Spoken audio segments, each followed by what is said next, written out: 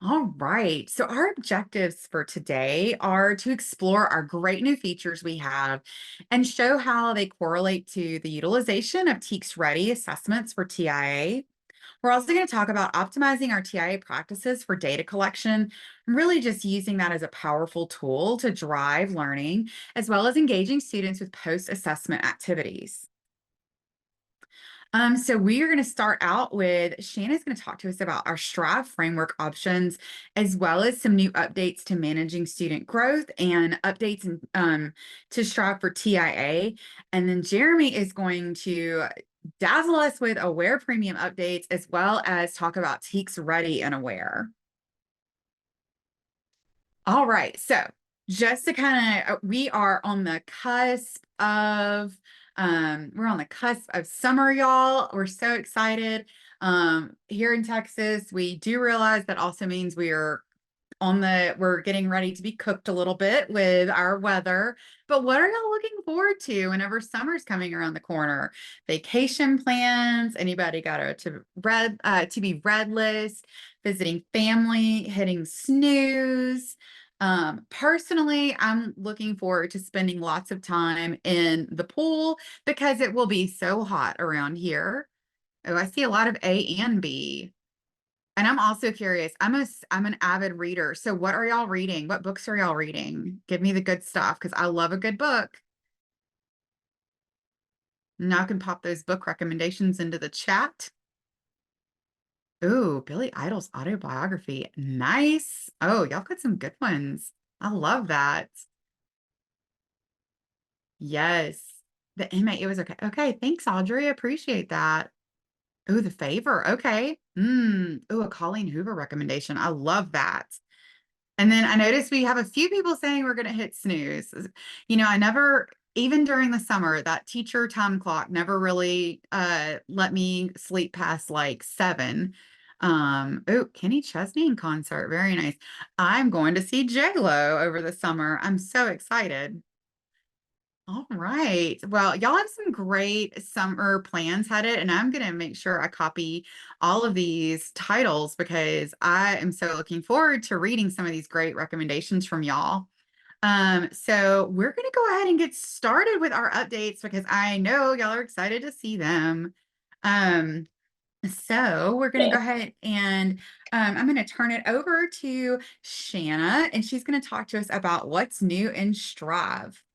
All right. Well, I'm a little stuck on reading some of these things. Like Jesse's gonna go on a motorcycle ride from Texas to North Carolina. I mean, that seems great. There are some great ideas. So I'm gonna have to like spend some time when Jeremy's talking to read through.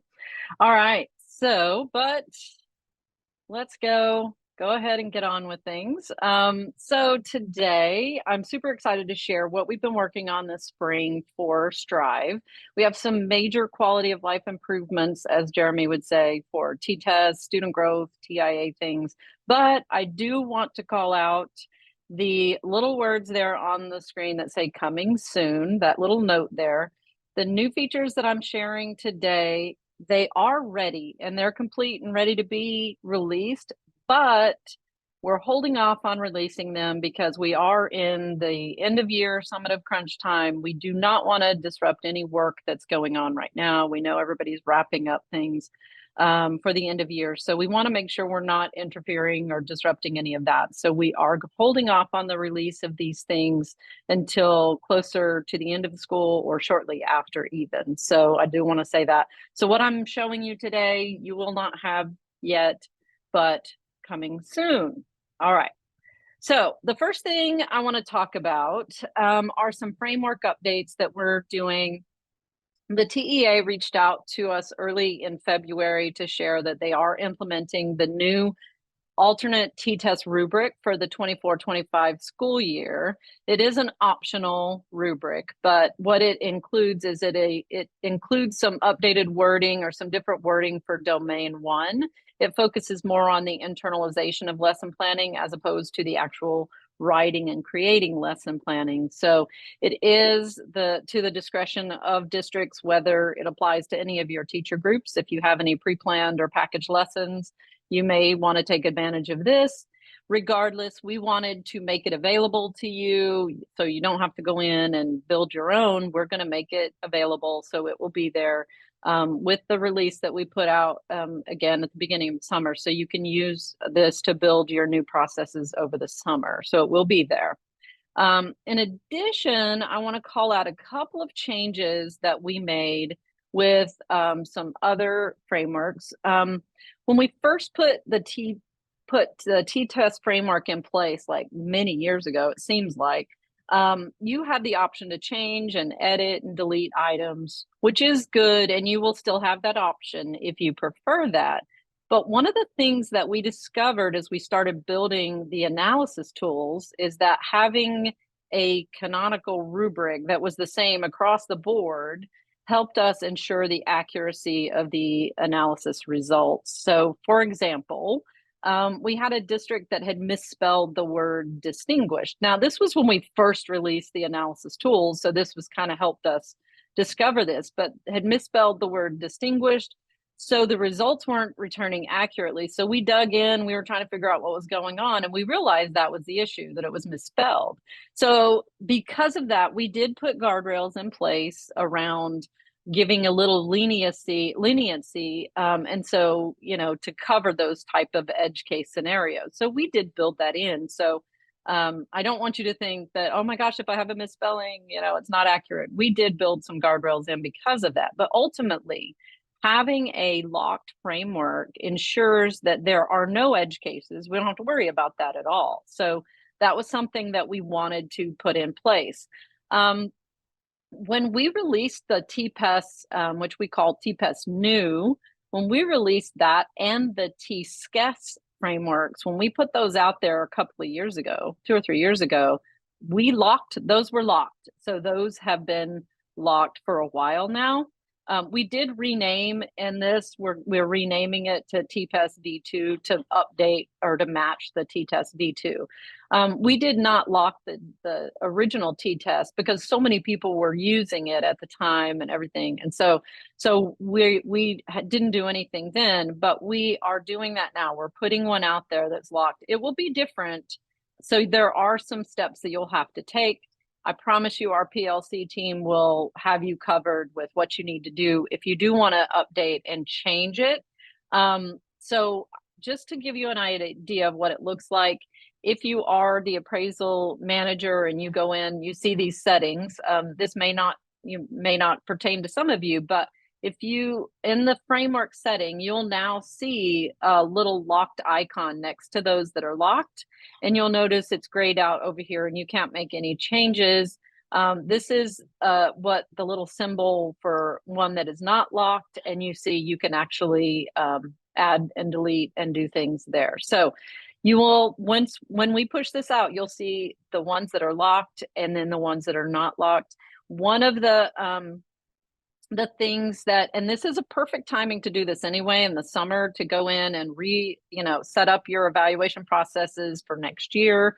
You will want to change in those appraisee types. You'll change which framework you're pointing to, and you will have to change those documents out. But here's the other cool thing about this.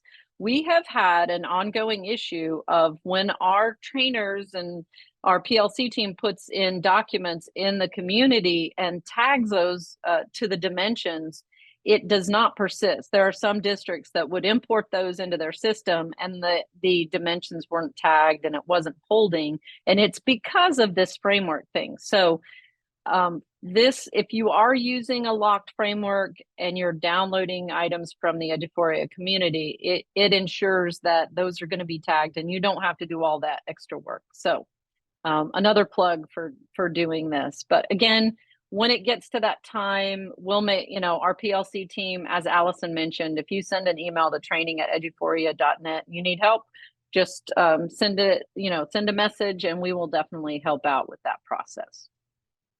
So that is the framework updates. The next thing I want to share with you, I'm super excited about. Over the past few years, we made a ton of efforts to create tools in Strive that support TIA process. The TIA export report, the student teacher correlation analysis, all of our analysis tools. We've always been in a really good position to do data analysis and reporting because we have the data. We have the evaluation data, but one thing that has been missing is that student growth data, the other piece of the puzzle. Now we have added some options for you to do that. Like teachers can score portfolios, student portfolios, and they can gather student growth data that way. We do have the ability to import that information into the summative. The principal can manually add it in.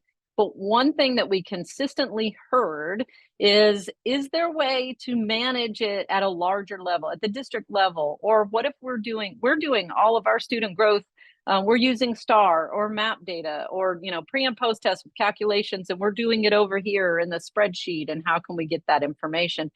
Because our reporting has limited to the ways that you can get data in. So super excited to share that now you have the ability to, or I say now, soon, remember coming soon, you'll have the ability to import that information into Stride. So once this releases, you'll have the general, I think it's the right for to manage appraisal settings.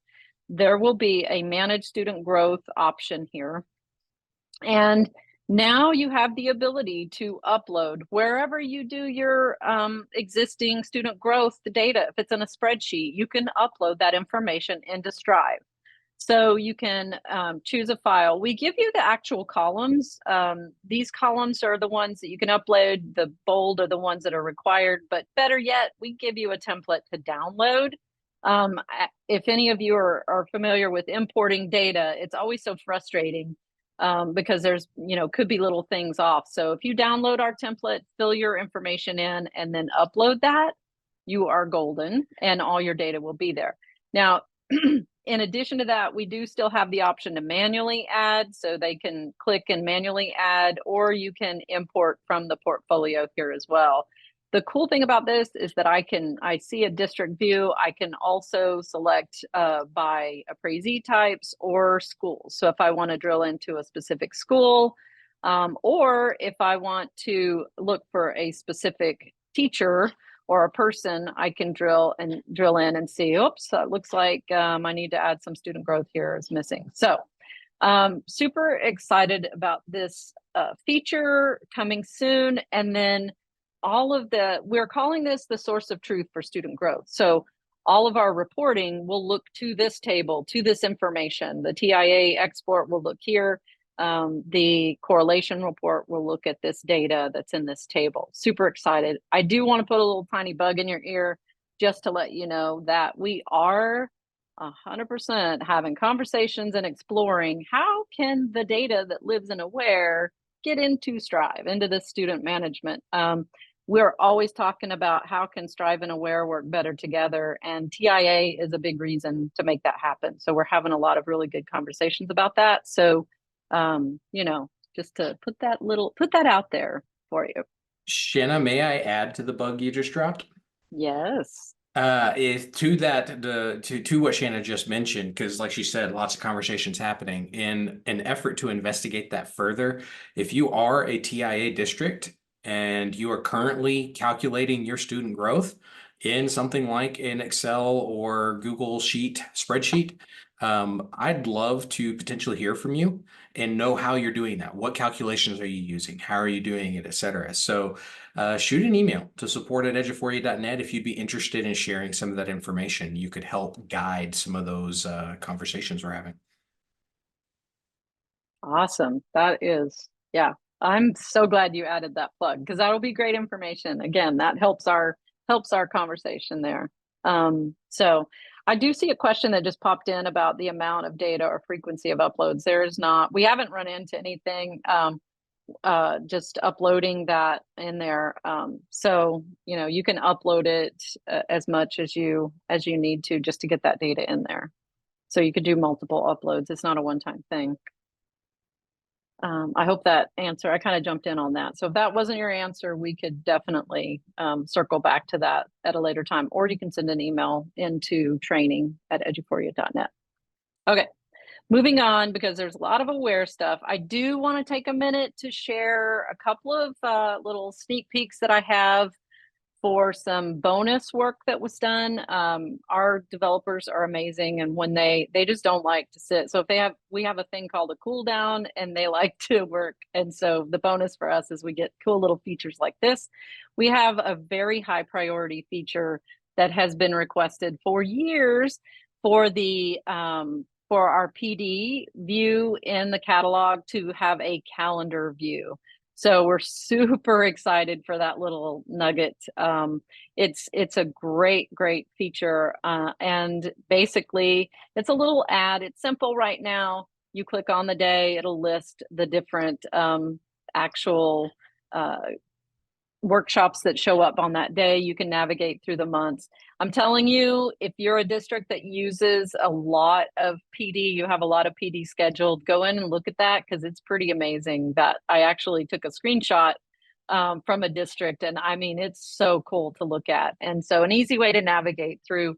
Again, simple. This was a simple project. Look for, more enhancements to come in the future for that. But I think it's a definite game changer for those PD, and it's perfect timing for summer.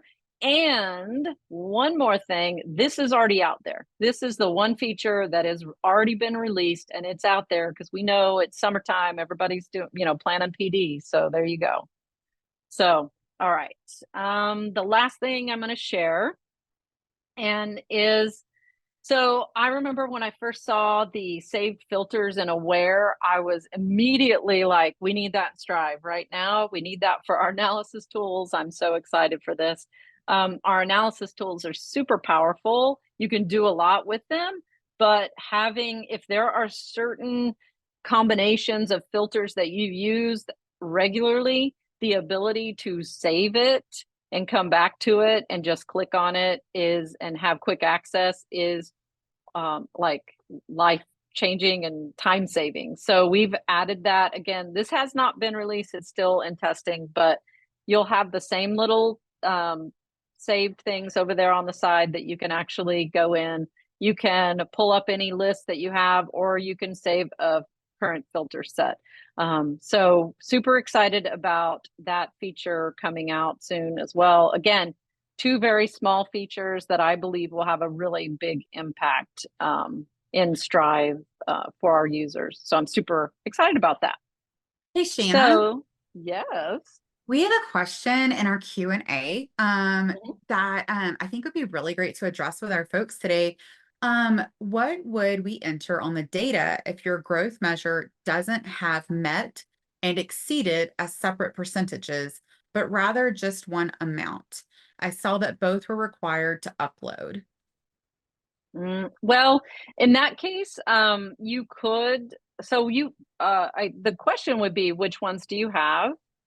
And then I think there's the ability to have a 0% in one of the columns, like if you don't have anything. So, I think that's how we've handled that in the past, when we've managed it, is that, because there are some that, like if you're doing just did not grow and then did grow or whatever, you could just adjust accordingly and just have a 0%, if that makes sense, or if that answers the question. Yes, and we also have one more question that came in. What if one of the requirements was that they had the same teacher for BOY and EOY?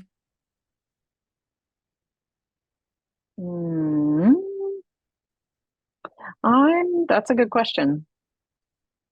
We may have to circle back to that. Yeah. For you, Paul. Yeah, that's a good question. We'll take note of that and definitely come back. Okay, cool. Very good. I'm happy for those questions, and I'm also going to stop sharing my computer. I don't know how to do that, and let Jeremy take it.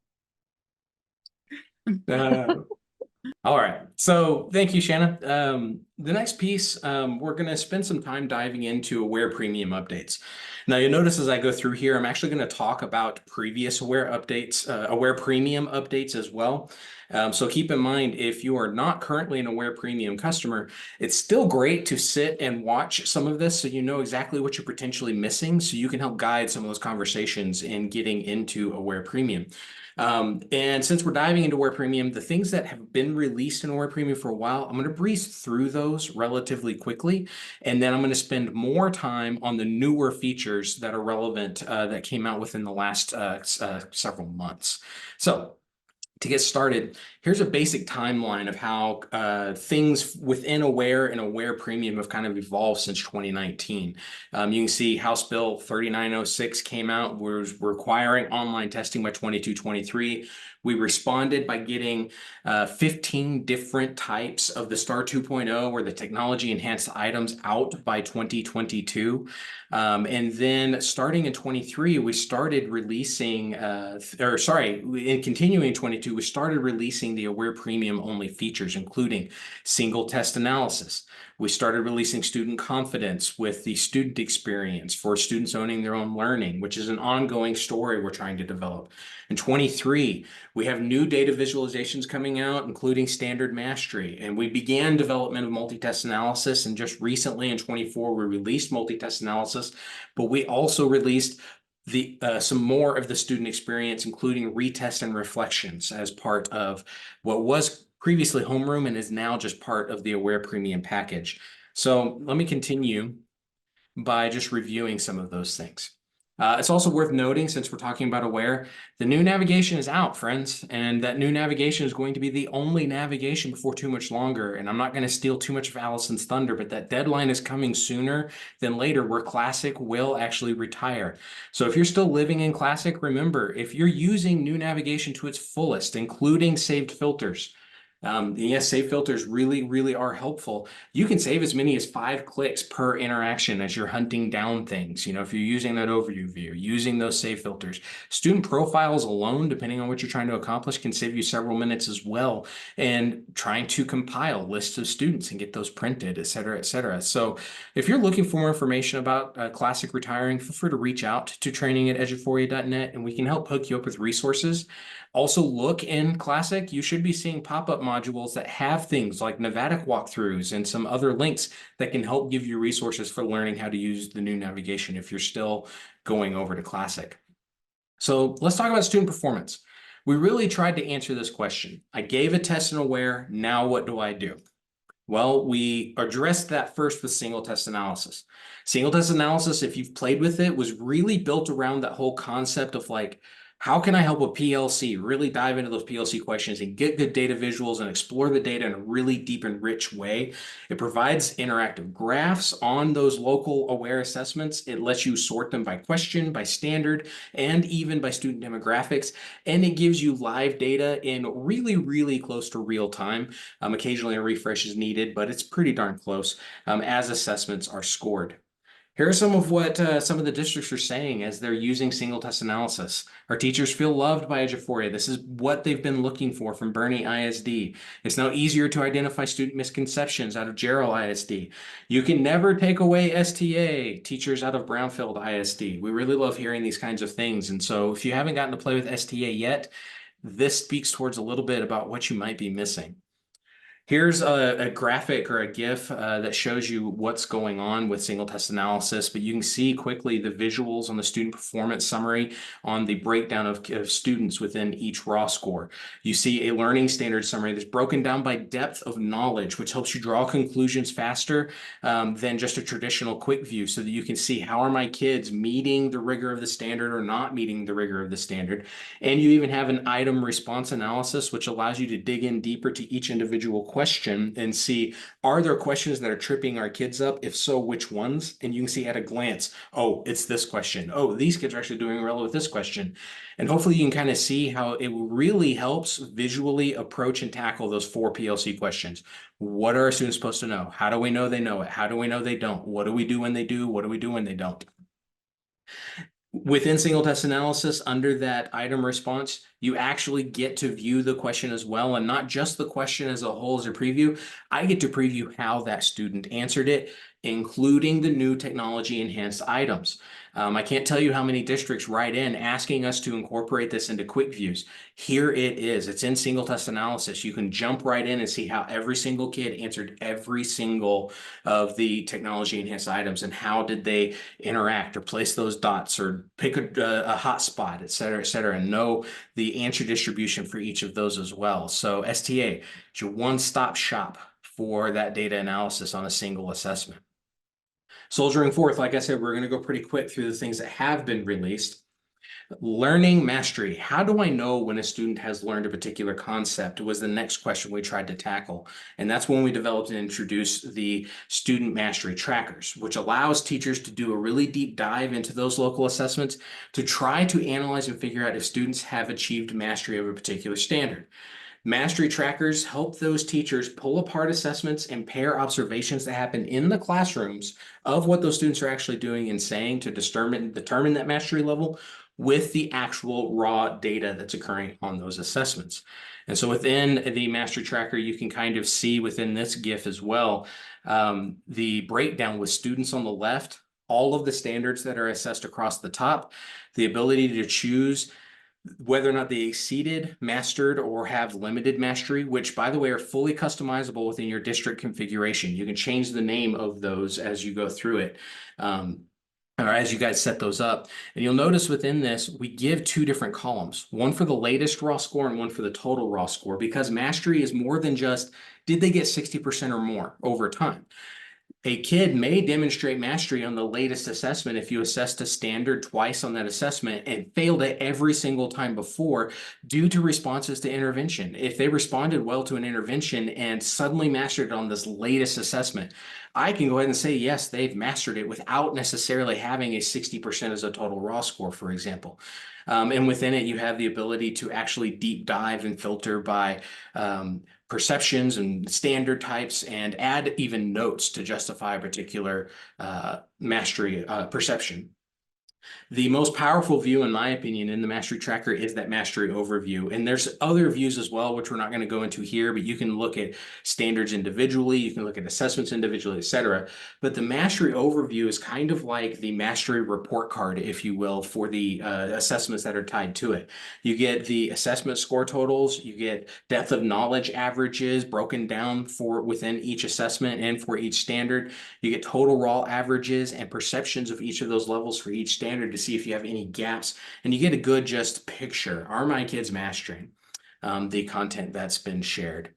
And something that's worth pointing out when it comes to both single test analysis and student mastery is actually looking at the depth of knowledge. This is a great example to actually tackle that. If we look at Science Standard 4.8b, two of the key verbs here to describe and to explain, which implies at least a DOK2 understanding of this concept and demonstrating their understanding. But if I look at the question, it says select one hotspot that serves as the energy source for the water cycle.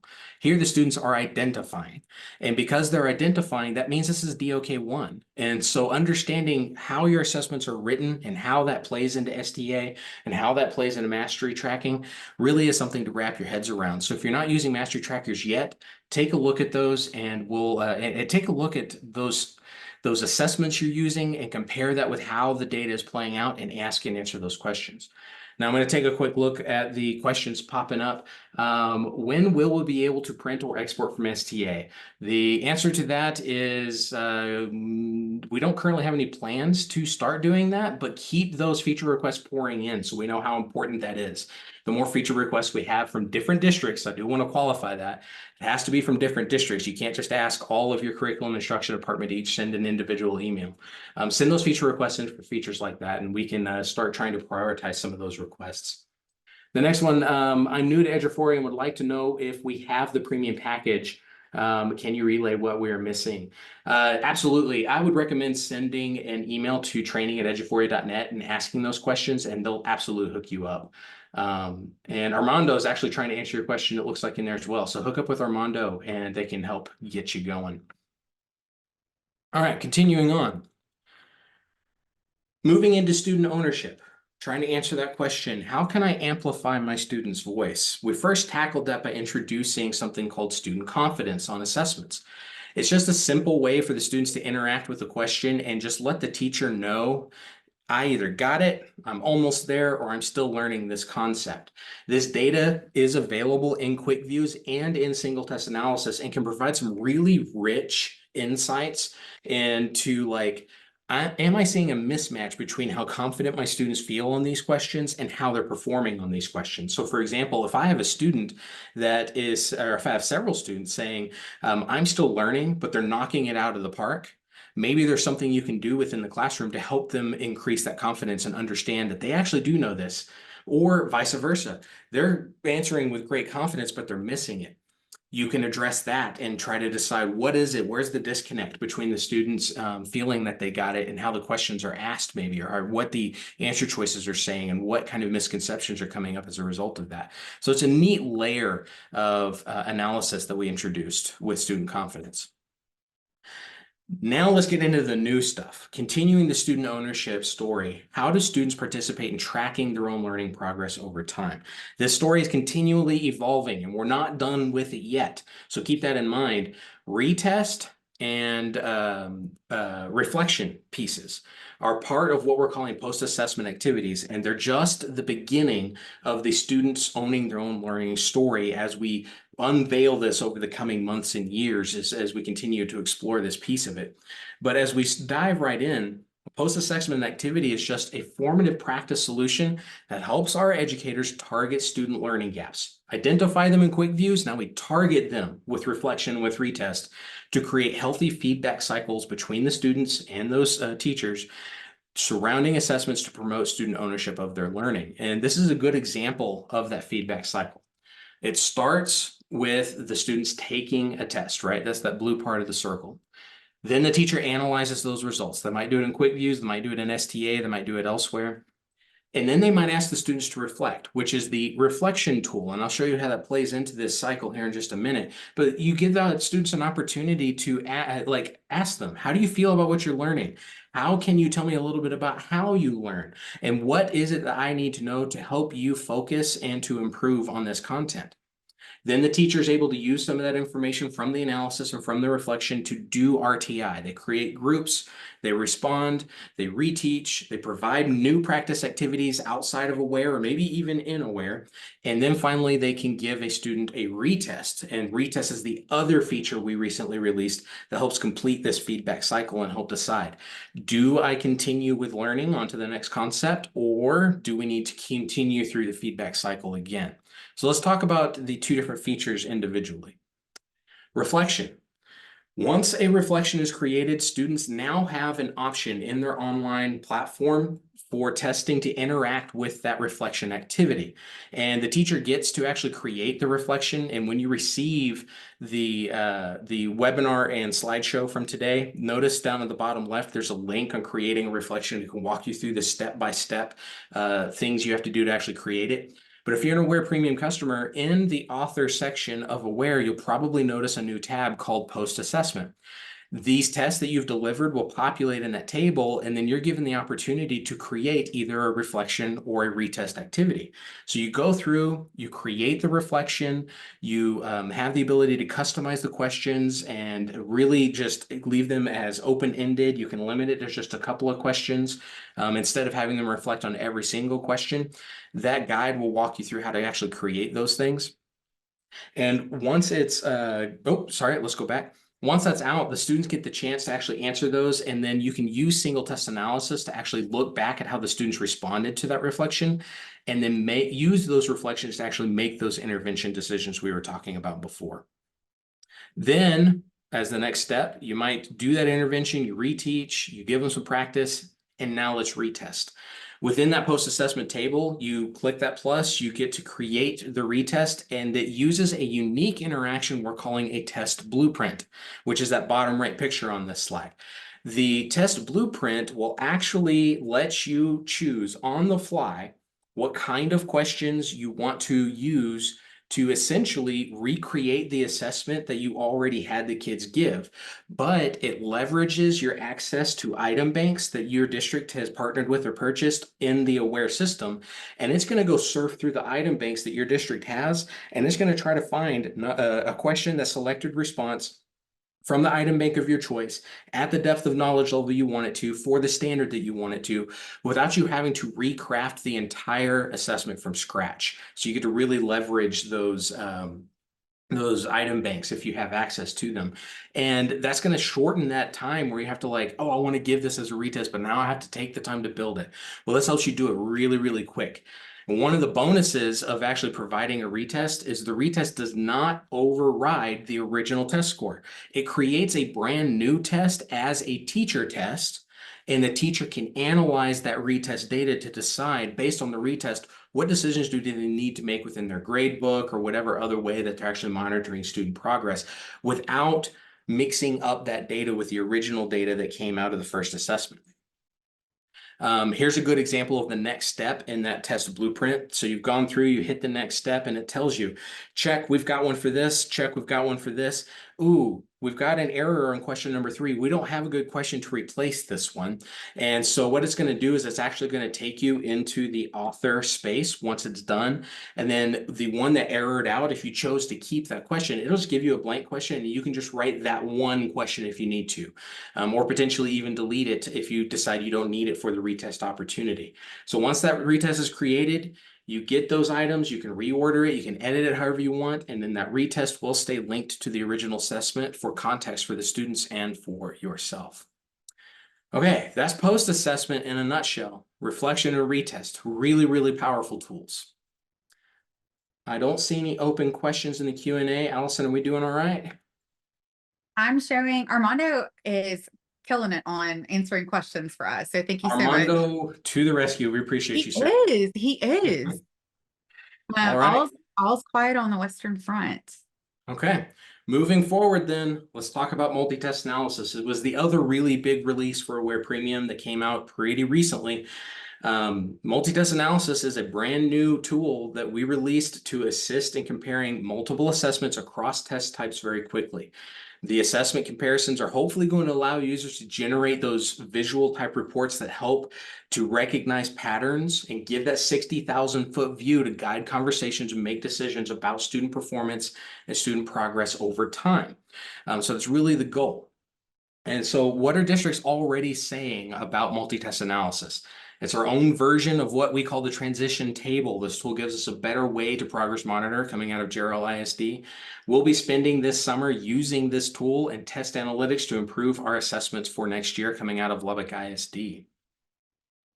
So multi-test analysis in general is just a data analysis solution that helps educators visualize that performance over time, which is something QuickViews has been missing for some time. So it's almost like, but not exactly like QuickViews 2.0. It helps you create custom comparison scales, which is a real challenge to help determine assessment validity. And let me show you why. On the left in this table, we show you a list of the assessment types that we actually have currently available to hook up to a multi-test analysis progress profile. We've got STAR, all of your local tests, MAP tests, interim, and TELPAS. Now, we need to know which ones are most important for you guys. So like I was saying earlier, send in those feature requests and we'll try to keep expanding that as we get the opportunity to continue to develop multi-test analysis. Don't expect immediate turnarounds on those kinds of things, but the more we hear back, the better we can prioritize things. But if you look across the assessment types, look at those metrics. Very few of those metrics actually line up. Raw score is on 4 of them, but not on the 5th. Performance levels are on 2 or 3 of them, but not on the others. TELPAS is kind of its own beast. You've got scale scores and composite scores and writing scores and reading scores, etc. So how am I able to actually take these things and compare them to each other in a way that makes sense because I've got totally different metrics? Well, we're letting you create common scales. Common scales is that biggest challenge for comparing assessment performance from one test to the next with unlike metrics. And so within multi-test analysis, I'm going to show you how you can configure what we call achievement levels to align those assessments and their performance from test to test over time. And like I said, we're creating visuals for quicker and easier analysis. And we're introducing something we're calling predictive analytics. And I want to be very careful with that term. And I'm going to show you this here in just a minute. Predictive analytics does not mean we're predicting your student's score on a STAR test. It means it's a retroactive look at determining how predictive your tests were against each other. And so think of it retroactively. I line up my assessments across the year or even across years. Multi-test analysis doesn't limit you for one particular year like Mastery does. Are your overtime tests predicting performance on each other over time? So we're not projecting any kind of performance. We're analyzing retroactively the predictiveness of those assessments to each other. And I'll show you how that works here in just a minute.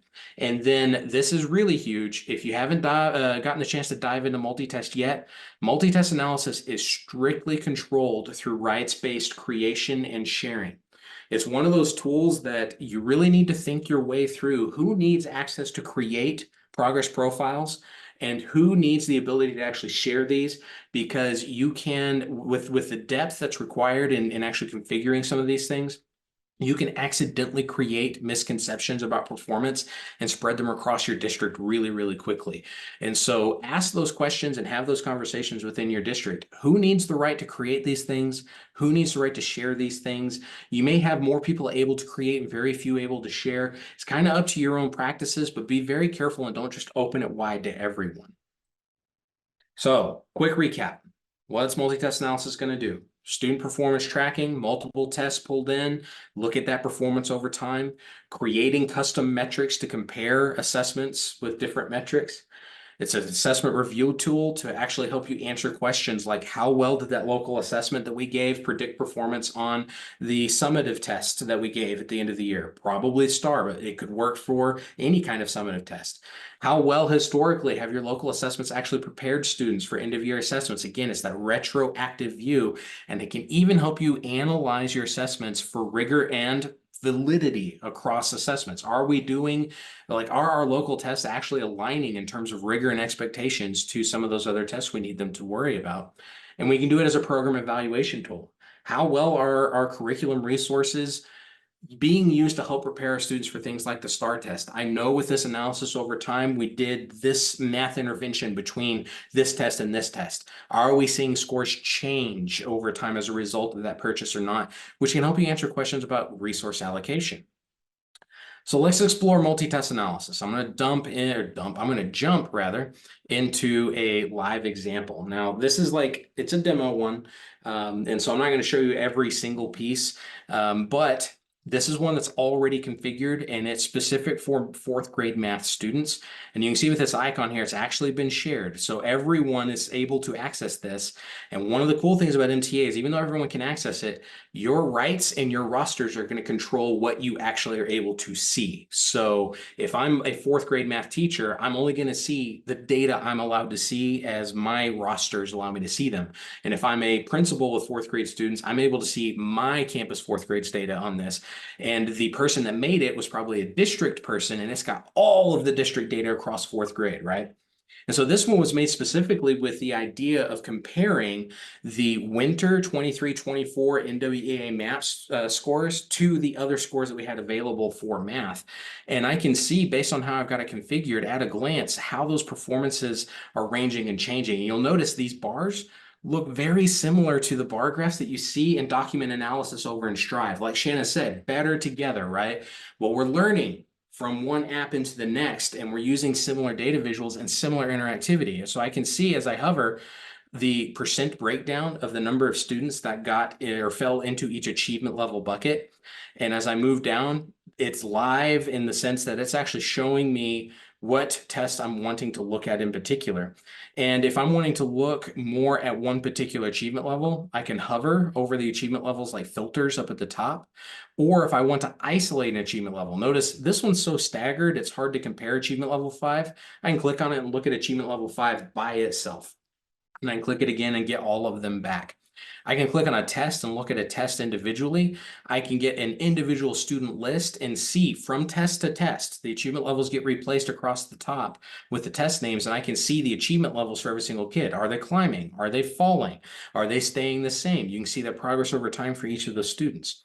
I've got student summary, teacher summary, school summary, district summary, just like Quick Views does.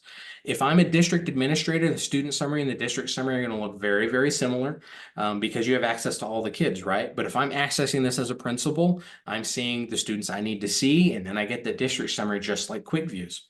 I can filter this by demographics. So say, for example, I need to worry about all of my Section 504 kids. I apply that filter, and it's going to update the view and include just your 504 kids and show you how that group is doing by itself.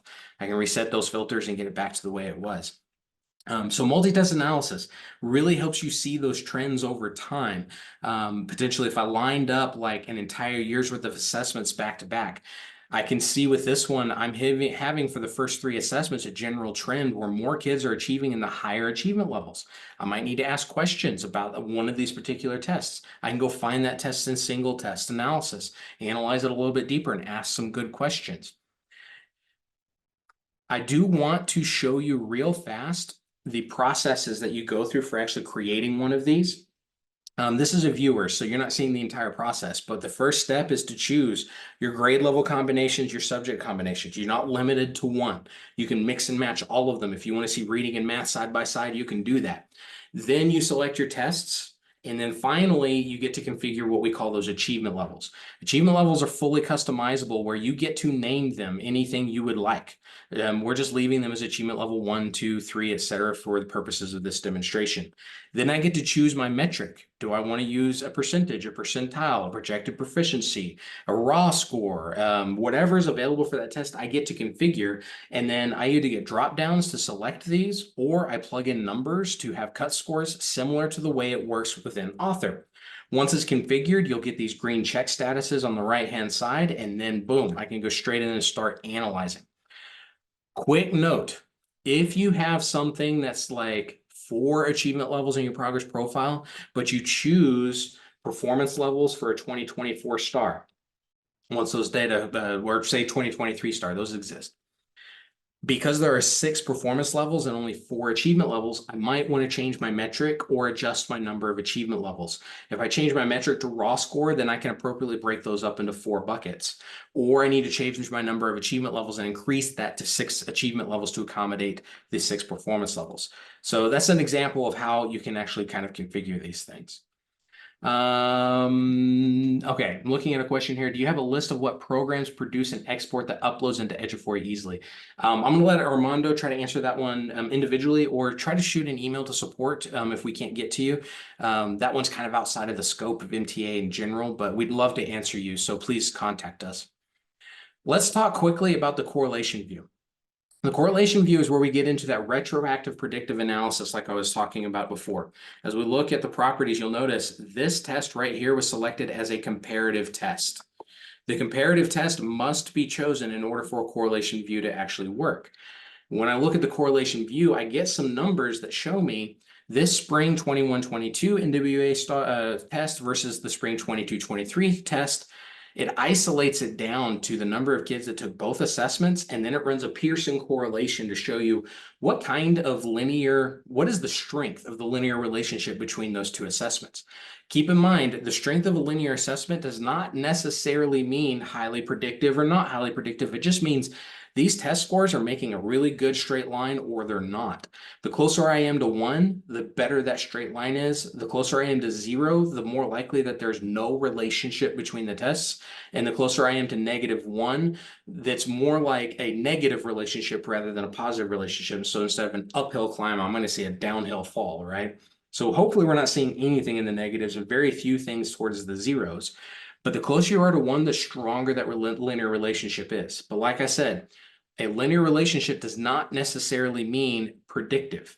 So to give you an extra piece of that, we also supply the achievement level comparison, which shows you on a scale of with your achievement levels, how are your kids going from one test to the next? Are they not changing achievement levels? Are they moving up an achievement level by 1, 2, 3, 4, or 5? Are they falling in achievement level by 1, 2, 3, 4, or 5? Generally speaking, the more stable the achievement levels are, combined with a high correlation, means those tests are probably highly predictive of each other. And so that's when you have that real sense of this test is predicting that test. Now, that doesn't necessarily mean good or bad. It just means it's predictive. So you have to use your local context to decide if that predictiveness is a good thing or a bad thing. Now, I can see at a glance with this, the spring 21-22, I see a lot of kids actually falling in comparison to the comparative. Same thing with this math grade 3 district checkpoint, falling, lots of kids falling achievement levels. But with the 23 star and the most recent winter map, I have a lot of stability. I have within one achievement level, over 80% of my kids staying one achievement level from where they were. And this one, similar, I have almost 80% staying within one achievement level on that test. Lots of stability, really high correlations, very predictive results there. Keep in mind, the colors here aren't necessarily related. Because I have this reddish pink color on this side doesn't necessarily mean I should see a lot of reddish pink over here. This is just related to each other in the sense that this is really deep and strong, that's really deep and strong, and then this is a lot of change, and this is a lot of change. So keep that in mind. The color is merely a coincidence. It's not necessarily related to each other. Okay, I'm going to breeze through a couple of slides because I actually demoed it. Feel free to breeze through this when you receive this slideshow later. That's multi-test analysis in a nutshell. Let's talk very quickly about sharing. Sharing a progress profile once it's created means it actually goes out for the world to see, and rights control what you see within that progress profile. This is why I mentioned be careful about who you allow to share. It's on our roadmap to have saved filters within the multi-test analysis table so that this doesn't get super cluttered for users. So keep your eye out for that to come out at some point down the road, but sharing makes it public for all, so just keep that in mind. It behaves a lot like sharing a district quick view. All right, quick recap. In 2023, our WARE premium kind of became a thing in a big way. We had standards mastery and student confidence, single test analysis the year before. And then we got multi-test analysis, and homeroom kind of just became a part of premium. And with that, I am done, and I'm going to hand it back over to Dr. Allison. Okay, thank you so much, Jeremy and Shanna. Y'all have given us so many great things to think about and ideate on for the upcoming school year. Just wanted to quickly remind y'all that all of these great nuggets are part of our Aware Premium only. So if you do not have Aware Premium and you're like, I must have Aware Premium, please contact our amazing sales team, sales@eduphoria.net, and they can get the conversation rolling. I do want to talk about one of our great products that we have with our partners at Region 10, our TEKSready item bank. It offers pre-built assessments that assist with beginning of the year and end of the year assessments. Users can harness for student growth measures. They also offer a separate item bank to pull in individual items into assessments. So definitely check them out. Many of the new technology enhanced items are included in the ready-made assessments and the item bank itself. So if you have questions about TEKSready, you can reach out to our partners at Region 10 or contact sales@eduphoria.net if you are interested in getting more info on TEKSready. And put on your Hawaiian shirts because it's a retirement party. Just a quick reminder, y'all, that Classic Aware is going to be retiring on June 30th of 2024. We are going to have our own little celebration for the retirement of good old Classic Aware. So to get ahead of scheduling, check out Aware's top 4 power moves today. If you have questions about Aware, always reach out to us on support@eduphoria.net. Our tier 1 support team is fantastic and they would love to help y'all with that. I'm checking the chat and the Q&A if there's any final questions or ones that maybe come up later while you're thinking on the way home. But feel free to reach out to us. You know that we'd love to talk to you. Training@eduphoria.net or support@eduphoria.net. And also, I do want to just let y'all know that we have our asynchronous teacher learning site. So we have all these courses that your teachers and staff can engage in over the summer to really get familiar with Aware and Strive and make that part of their summer learning. So just know that that's there for you. If you have questions about it, you know what to do. Reach out to us at training@eduphoria.net. And also, I do want to let y'all know, first of all, down at the bottom left-hand corner, sign up for our really amazing newsletter. It's so like rich with information, and we do send it out very sporadically, like I think once a month. And so we're not going to spam your inbox, but we have great information that's always in there. But next Wednesday, our Wednesday webinar, y'all are in for such a treat. We're going to have myself and the Paige Parker, along with Gaia Jefferson from Richardson ISD, and we're going to be talking to y'all about really optimizing and maximizing your Strive professional learning experience with the different elements that you can use to design professional learning events that are targeted towards what your district needs and really promote that continuous learning. So I really hope that you'll join us for that. You can, by scanning that QR code, you can get signed up for it. And just like today, if you can't attend in person, you can always get the recording and the slides afterwards. So thanks y'all so much for joining us today. We are always excited to interact with our amazing Eduphoria folks. So please reach out if y'all need anything, and I hope you have a wonderful Wednesday.